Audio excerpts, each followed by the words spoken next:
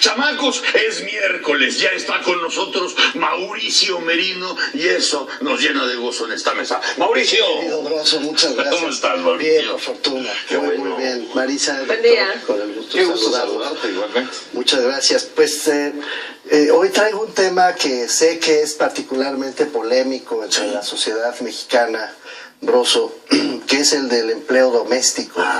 Concretamente las empleadas domésticas. Lo digo con este énfasis de género, las y no los empleados domésticos, porque el 90% de las personas que se dedican al trabajo doméstico, al trabajo en otras casas que no son las suyas, a limpiar la casa, a hacer labores dentro, a puerta cerrada, 90% son mujeres. Sí.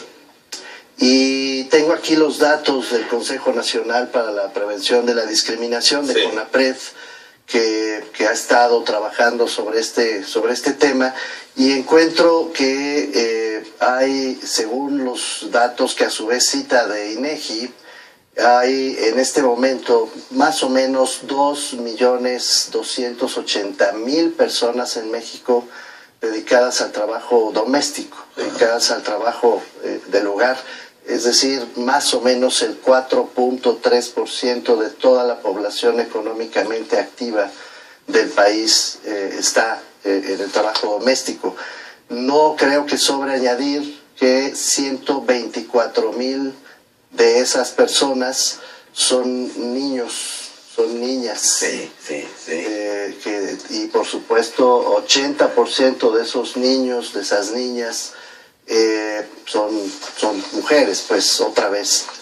Esto viene a cuento, Broso, porque pues no hay derechos laborales garantizados para estas personas. No existe. Y es una figura casi tradicional, porque aquí ya no podemos hablar ni siquiera de la, vamos a llamarle la clásica informalidad. No, esto es más grave. Viene de generaciones y generaciones y generaciones que tendrías que tener una ayuda en la casa y que se da de la misma forma que hace 2 siglos que ahora. Un servicio que en Estados Unidos es costosísimo y en Europa no se diga, un lujo. Pero aquí no, es parte de la tradición y lleva este tema rebotando varios años y nadie le ha metido verdaderamente el diente. No se le ha metido el diente porque es un tema polémico donde los haya. Es decir, este tema sí expresa la doble moral que hay en la sociedad mexicana de una manera muy, muy fuerte. Es decir, la idea de que las trabajadoras domésticas son personas que no comparten los derechos laborales como cualquier otro trabajador es una idea profundamente arraigada, sobre todo entre la clase media mexicana.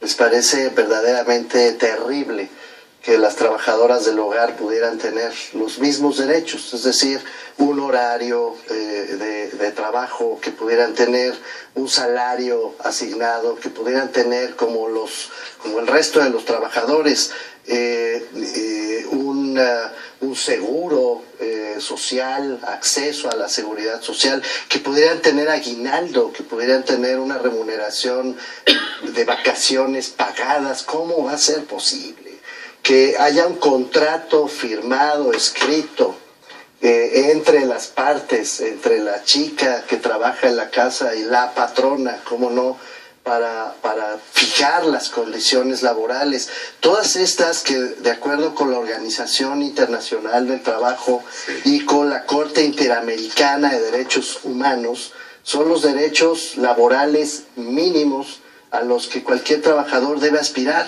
libertad de trabajo, prohibición de la esclavitud, derecho al seguro, a la higiene, al seguro social, a la protección médica, derecho a condiciones justas, equitativas, satisfactorias de trabajo, jornada máxima de trabajo,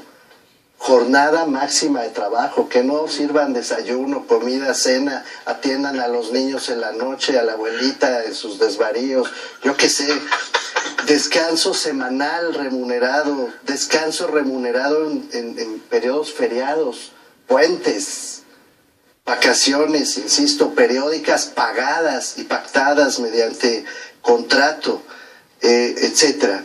Pero ¿y cómo resuelves eso? ¿Cómo llegas a ese punto donde nos movemos en una gelatina muy peligrosa? Entre la explotación más inconfesable hasta el vínculo familiar. Porque hay quien pero si es como una hija. No. Si ella fue mi segunda madre. Sí, yo he escuchado la madre que no tuve. La nani. La nani. Que llegó a los 13 años a la casa. Yo he escuchado esos argumentos y de gente muy sensata. He escuchado gente que dice, a ver, pero ¿cómo voy a hacerle firmar un contrato, pagarle un aguinaldo, darle feriados a la nani? Que es como firmar un contrato con mi abuelita, con mi hermano.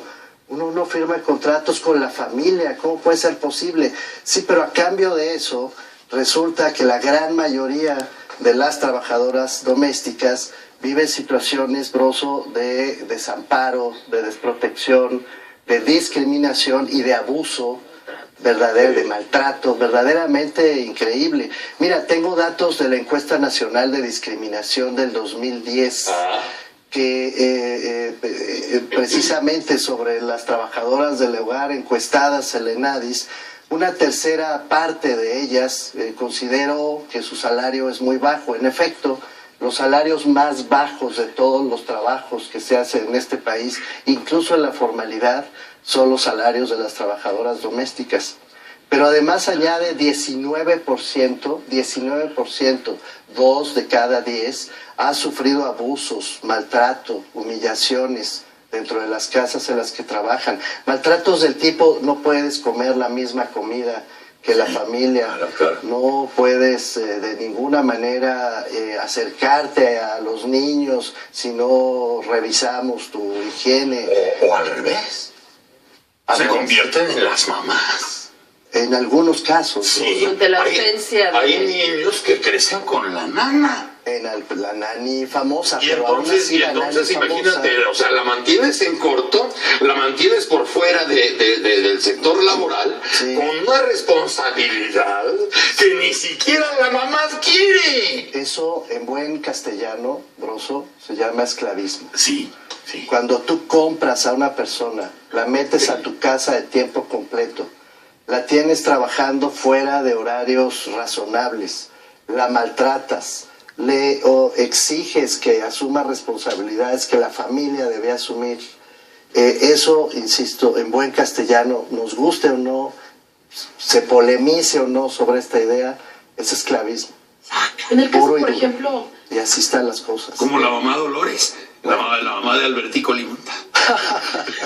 Mira, 61% no tiene vacaciones nunca, de acuerdo con la encuesta que presenta CONAPRED. La mitad no recibe aguinaldo. No hay horario fijo de trabajo para el 44.7%. Desde luego, 90%, casi 87%, no tienen ningún tipo de protección social, ninguna garantía de que les van a dar algo si las despiden, no tienen seguro médico. Son datos duros los que estoy presentando. En el caso de seguridad social, por ejemplo, es complicado y se hablaba de... quizá a la mayoría de las familias se les complica al integrarlas a la seguridad social porque decían que es muy costoso, incluso es mucho más alto del salario que ellas reciben mensualmente. Debería haber algún programa especial que se pudiera afiliar a ellas. Magnífica cosa, sí, Marisa, justamente por eso hay una preocupación en CONAPRED que parece más que razonable.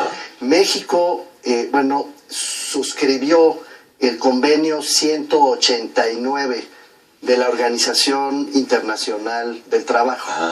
El convenio 189 es el convenio de la OIT dedicado precisamente al trabajo doméstico.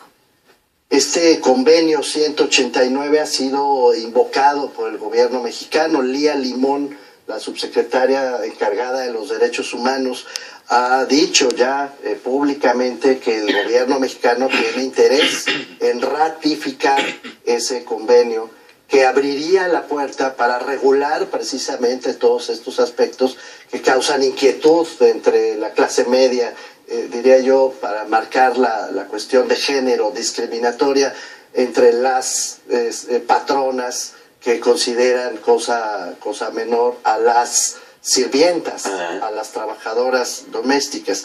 Desde luego Ricardo Bucio, el presidente de CONAPRED, ha estado dando la batalla en serio a favor de este tema, pero incluso en el Senado tengo los nombres de Diva Gastelum, que preside la Comisión de Igualdad de Género en el propio Senado, de Angélica de la Peña, de Alejandra Barrales. Han presentado proposiciones de acuerdo del Senado y el Senado las ha votado a favor para que México ratifique el convenio 189 de la OIT.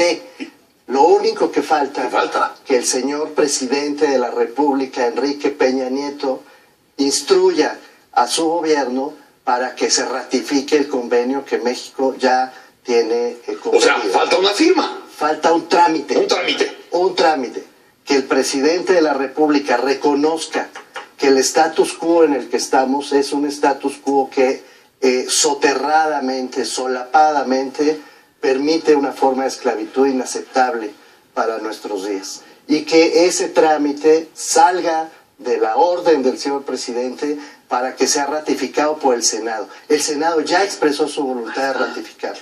A partir de ese momento, el resto de los trámites formales, de las reformas legales, tendrían que venir como en cascada, precisamente para crear las condiciones para que para las familias no resulte oneroso ofrecerle seguridad social a 2.300.000 personas que hoy trabajan en el país sin ninguna garantía social. El propio CONAPRED, por cierto, decidió, la Asamblea Consultiva de CONAPRED, solo para marcar el asunto, decidió darle el Premio Nacional de Igualdad y No Discriminación, que será entregado seguramente al final de este mes, a Marcelina Bautista Broso. Marcelina Bautista es quien dirige el Centro de Apoyo y Capacitación de Empleadas del Hogar, justamente el CACE, desde el año 2000.